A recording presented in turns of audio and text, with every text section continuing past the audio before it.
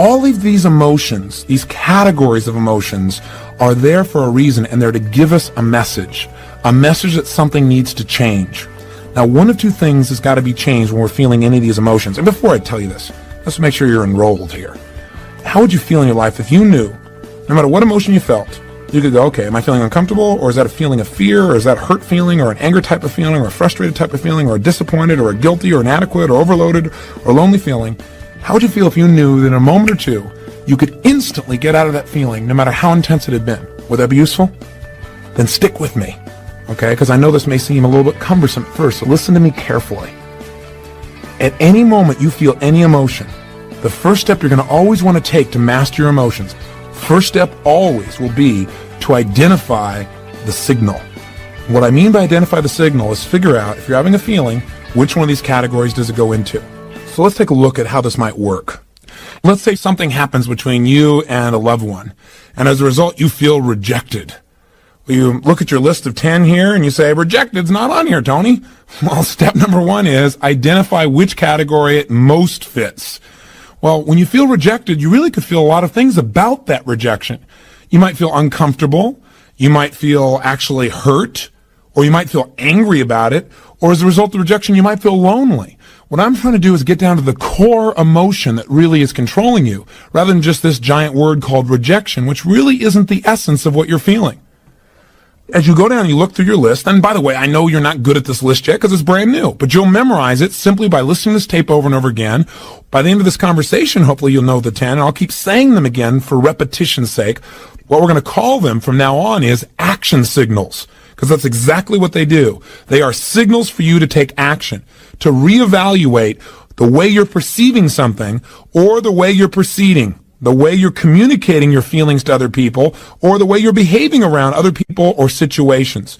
In other words, they're going to tell us we got to make a change in order to get what we really want. And that's what these action signals are all about. They're not negative, they're not bad, they're there to serve us. But for now, let's come back to the example. We said step number 1 then always is identify the signal. That simply means, where does it fit in here? So in this example, we've said that rejection really was just uncomfortable for you. Maybe what happened is you turned to kiss your husband or wife and they were busy reading or writing or something and they didn't really reciprocate. And you felt, kind of uncomfortable about that. You didn't feel lonely. You didn't feel hurt. You didn't feel angry. You just felt a little uncomfortable. The signal of being uncomfortable is calling to your attention a message. And the message of uncomfortable feelings is, 1, realize you need to change your state. That right now, no matter what happens in the state you're in, you're not going to appreciate it. You're not going to be resourceful in understanding what things really mean. Say, for example, you're feeling in a state of being uncomfortable about that. You're going to start hallucinating. Well, gosh, my husband or wife, they weren't really loving to me. Does that mean that they're not interested in me anymore? Does that mean that, that our relationship's not as strong? We tend to hallucinate when we get in an unresourceful state. So when you feel uncomfortable, first message from that signal is, hey, change your state. Second, clarify what you want. Immediately, you got to clarify what you want. That's what this signal is trying to tell you. It says, yeah, don't just be uncomfortable. What do you want? If you want your husband or wife to be closer to you, get clear that's what you want. And step 3, immediately take action in that direction. And the way to take action in that direction is communicate your desire or do something that expresses it. Make sure you do something until you achieve what you want and you're no longer uncomfortable. It's literally that simple. Don't just sit around and go, gosh, I feel bored. I feel foolish. I feel insecure. I feel kind of rejected. I feel uncomfortable. Say, great. I need to change my state. The fact that I'm uncomfortable is a signal. It's giving me a message to immediately change my state. 2, clarify what I want. And 3, take action in that direction. If you do that, you've conquered this emotion immediately. Let's say you felt rejected to the point where you called it hurt. You really felt hurt inside. Well, what's the message of hurt? When you feel the sensations you call hurt feelings, that signal is giving you a different message. And the message there is that there's an expectation you have that's not been met, and you have a sense of loss. That's why it's more intense than just being uncomfortable. You feel like you've actually lost something. Now, the challenge with this, as with all these emotions, is that when you identify the message, you must immediately clarify what has to be changed. Whenever you have what you used to call a negative emotion, you're now going to call an action signal. You know that action signal is signaling you need to change one of 2 things. Either your perception or your procedure. Now let me clarify what I mean by that. Your perception might be, for example, that, gosh, you feel hurt. You feel like your husband doesn't love you so much anymore, or your wife doesn't love you so much anymore because, gosh, when you first met, boy, all you had to do was, look at them and they dropped their newspaper and came over and hugged you, and now they don't. You have a sense of loss, and that hurts you inside. And that hurt is a lot more painful than the feelings of just being uncomfortable. The point, though, is this. Is this an appropriate emotion for you to feel based on this situation and this time with this person? And that's really the question we want to ask ourselves whenever we have an emotion. We know that we have that signal. We need to first identify it, and then secondly, immediately appreciate this signal is offering us a message, and the message is we need to change. Again, our perception or our procedure. So our perception might be, person doesn't love me. Do we need to change our perception? Do we have some rules that are inappropriate in this situation? And the answer here probably is yes. Wouldn't you agree? This person is just wrapped up in what they're doing because they're just immersed. It doesn't mean they love you any less. What this emotion is telling you is you need to change your perception because otherwise you're going to feel pain for no reason. You might also look at this same situation as a symbol that you need to change your procedure. Procedure means the way you're proceeding with this information. In other words, what this may be is a signal to you that you really aren't communicating your real needs to your husband or to your wife. Maybe what you need to do is change your procedure, and instead of feeling hurt or instead of feeling uncomfortable, turn to your husband or wife and say, honey, I know you're wrapped up in your work. I know you're totally immersed. I know you're trying to do stuff that supports the whole family here. But you know what? I just need, 3 minutes with just you and I, because I really need right now to just feel loved by you. I need to hold you. I need to feel connected to you. Now, if that person starts to get upset, obviously you're getting feedback that your procedure still didn't work. You have to be a little more flexible, a little more creative, or maybe a little bit more loving in the way you do it. Or maybe change the timing in which you go about something. But that's changing procedure, changing the way you communicate. Or another way of changing procedure might be it's a signal that says that the way you're communicating your husband or wife doesn't make them want to make you feel loved right now. That your present behavior may be turning them off. For example, let's say you feel rejected by them because when you come in the door, they don't rush up and give you a hug. They're immersed in something. Now, how do you respond to that? Well, what a lot of people do when they feel rejected is they feel uncomfortable with it, or they feel hurt, or some people get angry when they feel rejected. Now, what's the message of anger? The message of anger is you have a standard for your life, something that's important to you, and it's not being met by another person, or maybe even not being met by you. Sometimes we get angry because we're not living our own standards, huh? So let's say as a result, one of your standards is that people who love you, they run up and they greet you in your home. They don't do that today. Well, you feel angry. One of your standards has been violated. Something you believe important is not happening, and now you're angry about it. How do you respond now to your spouse who doesn't even know what's going on? Maybe you give them a dirty look, or maybe you make some snide remark, or you find something wrong with what they're doing. As a result, this person may very well purposely reject you. Now when you're feeling this rejection, you're feeling this hurt or this anger, and you say, okay, this anger means I have a message here, a signal. Signals I need to change either my perception or my procedure. Maybe you don't need to change your perception. Maybe they really are rejecting you deliberately. Maybe the procedure is not only how you communicate, but how you're behaving. Maybe you need to look and say, I'm not treating this person in a very loving way. No wonder they're giving me this feedback. I need to change me. Are you following me so far? So we're always getting the message. We're identifying the signal.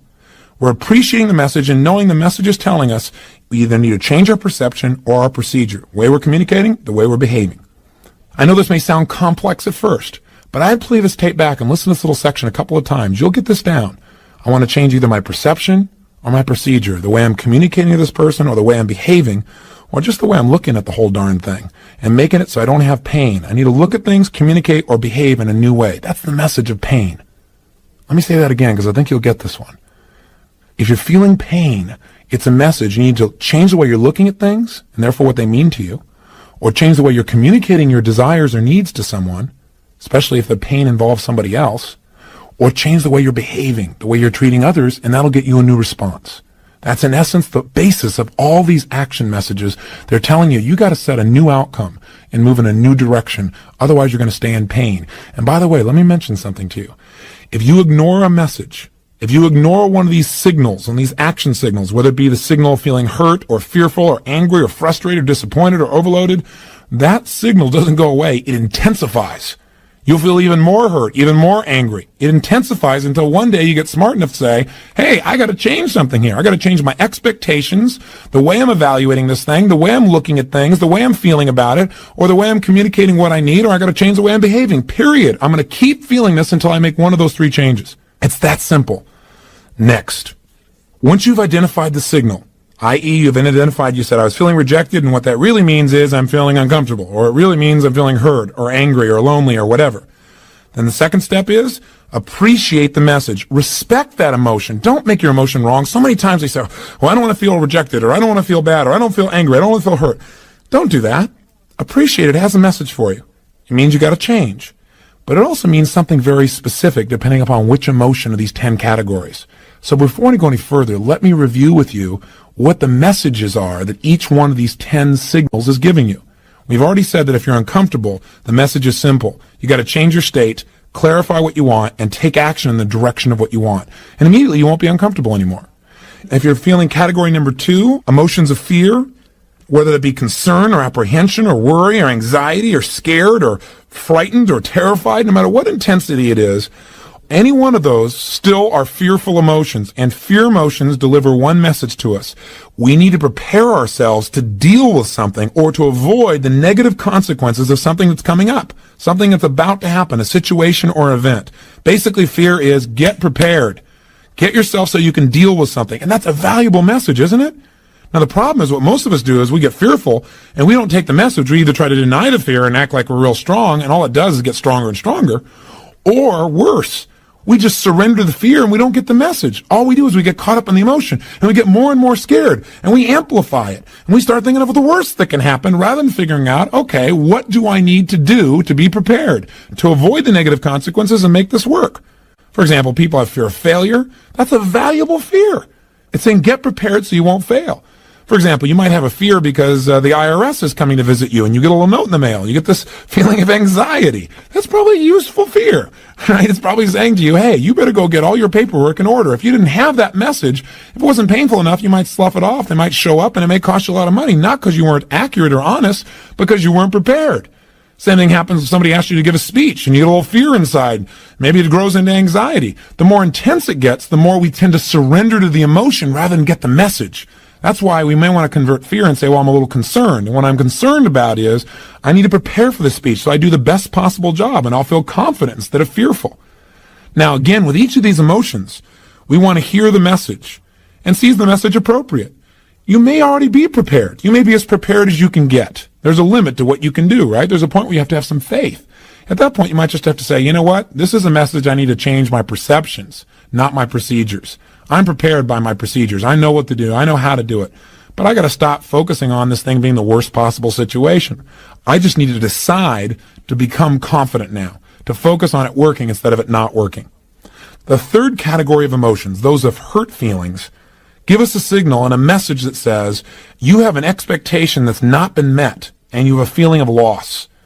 I.e., you expected somebody to keep their word and they didn't. That hurt your feelings. Or you expected someone never to share something that you told them privately and they told somebody else. And now you feel hurt. You feel a sense of loss of intimacy with them or loss of trust. And that sense of loss is what creates that feeling of hurt inside of us. What do we need to do? It tells us immediately that we have to evaluate, is there really a loss here? Again, do we need to change our perception? Maybe you just didn't communicate to this person that when you told them this, you wanted them to keep this information private. Maybe you haven't lost anything. Maybe you just have to change your way of communicating your needs, or again, change your behavior. The next category is anger. That's the fourth category. And again, emotions like irritation or feeling livid or furious or enraged or resentful, all of these fit into this category. Any of these emotions are simply signals giving you a message, and the message here is that an important rule that you have in your life has been violated by someone else or maybe even by you. See, when we think something's really important and somebody violates that rule, we get upset about it. How we deal with that upset will determine a great deal how much pain or pleasure we really experience in our lives and how close we get to other people or how much we push them away from us. In other words, if somebody violates your standards, that's the message. What you're supposed to do with that message is real simple. Communicate that you have a standard. Communicate that you know it's only your rule. It isn't necessarily their rule, but you need their help. So if we use the earlier example where you shared something in confidence with someone, but you didn't tell them it was in confidence, you expected them to know that, and you didn't just feel hurt, you felt angry about it, then the bottom line is instead of beating that person up, you need to go to that person and communicate in a different way. right? Change the way you're communicating, change your procedure, and say, I know you didn't understand this to be private, but this is really important to me, and you need to deal with it as quickly as possible. Anger is usually an outgrowth of hurt. In other words, when you're hurt, you have a feeling of loss. Something you expected didn't work out. When you're angry, it's because it's something you think is really important that wasn't handled, or you've got a lot of hurts that have built up and you've not expressed them, you've not communicated them. So anger is usually a signal that something you believe is really important has been violated by someone or yourself, or that you've had a lot of hurts that you've not expressed that have built up until their anger. How do you deal with it? Change your perception. Maybe this person wasn't trying to hurt you at all. Change your procedure. Communicate better what your real needs are, or change your behavior. Tell people up front, hey, this is private. Promise me you won't share this with anybody because it's real important to me. Either way, you'll get out of your anger quickly. It's simply a signal that says you need to clarify with the people what your rules are and get them to agree to meet them, or you need to compromise them possibly. Some things you get angry about, you're going to get angry about for the rest of your life. And you better identify those things and realize that those are just your standards. They're not everybody's standards. And if you go around being upset because everyone doesn't live by your rules, you're going to be upset your whole life. So again, maybe you need to change your perceptions, change your rules so that life is a lot simpler and a lot less painful for you. The fifth category of emotions, frustration. These action signals are telling you need to change your approach to achieving your goal. Whatever you're going after, you're not going to get it the way you're doing it right now. That's why you're frustrated. You keep trying to get the same result by doing the same thing over and over again. There was a definition given a long time ago about insanity. They said insanity is attempting to get a new result by doing the same thing over and over again. It'll never work. So you've got to change your approach. When you feel frustrated, just know, hey, that's a message. I got to change my approach. I need to be more flexible in this situation. Category number 6, disappointment. If you start to feel disappointed, that's a signal. And that signal is bringing you a message. And the message is that you need to realize that an expectation you had, an outcome you're going after, is not going to probably happen unless you change your expectation and make it more appropriate for the situation at hand. In other words, maybe you wanted something to happen in too short a period of time. Realize disappointment says you need to change your expectations. You need to change simply your view of things and come up with a more appropriate outcome for the time that you have involved, the people you have involved, the situation you have involved. So that's the message. Listen to it. Utilize it. Don't keep re-experiencing disappointment and stacking it until you feel overloaded, or overwhelmed, or hopeless, or inadequate, which are emotions we'll talk about later. But first, let's talk about the next one. The 7th major category of emotions are guilt or regret emotions. Hey, when you've got feelings of guilt or regret, a lot of people say, well, don't feel guilty about anything. Garbage. Guilt serves you if you hear the message. And the message of guilt is really simple. It says you violated one of your own standards, and you must do something immediately to ensure that you're not going to violate again in the future. That's why you have the pain of guilt. Now, what most people do is they do one or the other. They either deny the guilt, take themselves out of it, and don't feel guilty at all.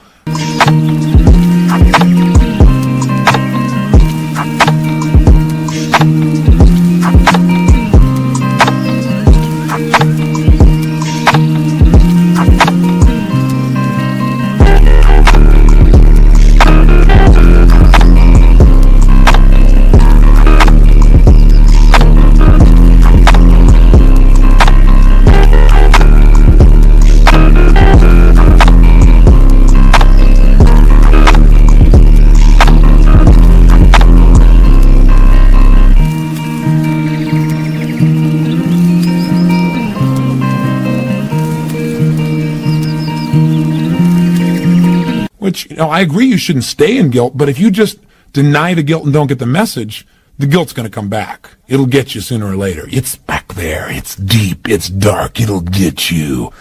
So with that fear, maybe you should turn that fear into getting the message instead of being overwhelmed and, again, surrendering to guilt. That's the other extreme. People just walk around and they allow themselves then to feel inferior for the rest of their life. They feel so regretful about what they once did. That is not the purpose of guilt. It's to make sure you clean up your act. It's to make sure that you don't violate this again. It's that you make things right when you screw up. That's what you got to do. Now, sometimes you can't. Sometimes someone has passed away, or something's occurred where you feel guilty about something that happened in the past you really can't change. The only thing you can change is your present and future behaviors. When you do that, you can let go of the guilt. But that's the message it offers you. And again, when you immediately feel the signal, what do? You identify the signal and you realize, hey, I'm feeling regret or I'm feeling guilt. Secondly, you appreciate the message. It's a message that says you need to change something. Either your perception or your procedures. Maybe you're feeling guilty about something you shouldn't feel guilty about at all. Have you ever done that? I know I have. Like I felt guilty one time because I didn't help somebody feel happy enough. I used to run around. If everybody around me wasn't happy, I feel guilty if I felt good. How stupid. We don't want to fall into that category. You might want to change your rules or your perceptions. Or you might need to change your procedures again. Maybe the procedure is you feel guilty about the way you communicate to somebody. You were too harsh. Go back and clean it up. Say, hey, I'm sorry. I didn't mean to do this. I really regret what I said. I was wrong. Boy, the guilt will disappear. Or change your behavior in the future. Change the way you're going to communicate to that person or people like them. Any one of these three changes, again, will immediately eliminate the guilt, and then guilt has served a good purpose, hasn't it? It's kept you on track. It's moved you forward. It's made you a better person. That's why it's there. Utilize it. Don't wallow in it. Let's go to category number 8, inadequacy. Boy, if you feel inadequate, those are any of those emotions, again, that make you feel like you're less than. Feelings of being unworthy, for example, would be inadequate feelings. Whenever you feel this emotion or emotion like it, get excited. Appreciate it's offering you a message, and the message it's offering you is simple. It's saying you need to do something to get better in this category right away. It doesn't mean you have to be perfect at it. Inadequacy just says you got to do something. Don't sit on your duff anymore. You're feeling inadequate because you haven't done anything to be really good in this area. Now, the first thing you got to do is, as you go through this process, is ask yourself, is this really an appropriate emotion?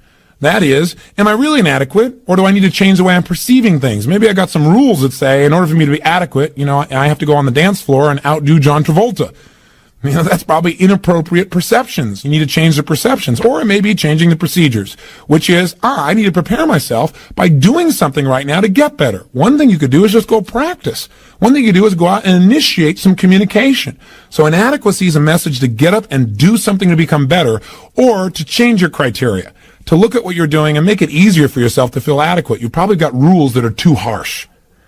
Now, category number 9. This is one of the categories that I think immobilizes and destroys more people's lives than virtually any of the others combined. And that is a feeling of being overloaded or overwhelmed or hopeless or depressed. They all fit together. I use overloaded to make it sound simpler, because if you say, gosh, I'm depressed, you'll immediately feel much more intensity than if you say I'm overloaded.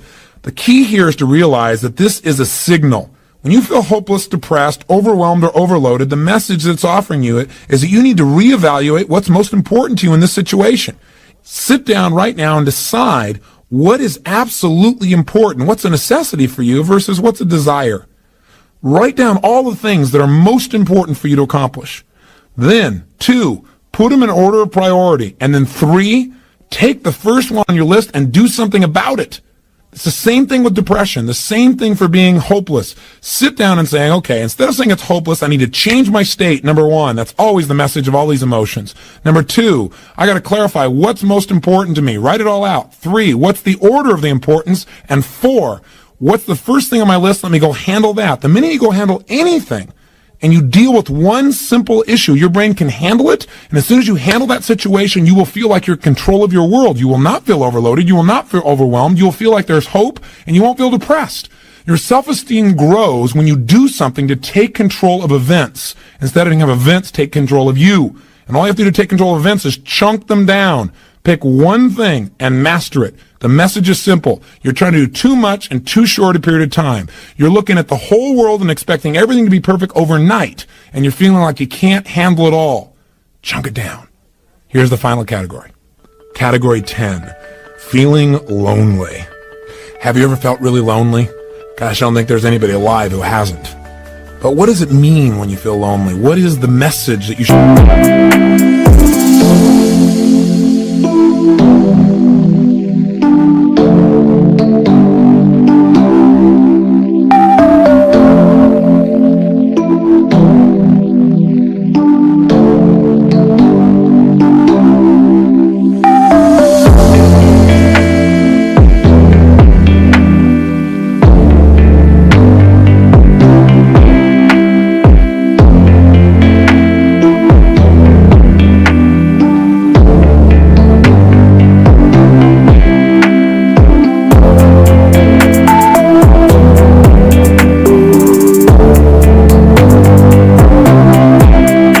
get from that signal?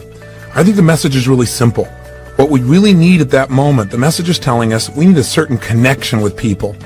The challenge with that message is a lot of times people take the word connection or the idea of the need for a connection with another human being and they make it into a sexual connection or instant intimacy. And then they feel frustrated because even when they have that, they still feel lonely. What we really need to do is identify what kind of connection. Maybe you do need an intimate connection. Maybe you just need some basic friendship or someone to listen to or somebody to laugh with or someone to talk to. It's real important when we feel lonely to just say, hey, this is really neat. What's great about being lonely is it says I really care about people. I love to be with people. And I need to find out in what way I want to be with somebody right now. And then take an action immediately to go in the direction we want. In other words, all 10 of these emotions are a message to our brain to say, hey, what you're doing right now isn't working, and you need to change it. You either change your perception, change what criteria you're using, your way of looking at things that makes you feel this way because your perception's not appropriate, or change the way you're communicating. You're not communicating things in a way where people know your needs, or just change your behavior. What you're doing isn't working. Change your approach. Every feeling you have, good or bad, is not based on the actual reality of life, but rather your interpretation as to what things mean. And remember, nothing in life has any meaning except the meaning you give it. So if you don't like the way you're feeling, change the meaning. If somebody passes away, you really cared about them and they die, you can feel really bad. You can feel disappointed. You can feel frustrated. You can feel angry. You can feel hurt. You can feel sad. And all those are appropriate emotions. But make sure you take a message from it. And the message you got to eventually come out with is, what's an empowering way of looking at this? What else could this mean? Maybe it doesn't mean that I just lost somebody. Maybe it means this person has gone someplace they need to be. Or maybe this means my connection will be even stronger with them now than when they were here. Maybe this means I will value my own life and give more while I'm here because I realize that life is delicate. Choose meanings that empower you in life instead of assuming that meanings that disempower you. It's a final message to remember.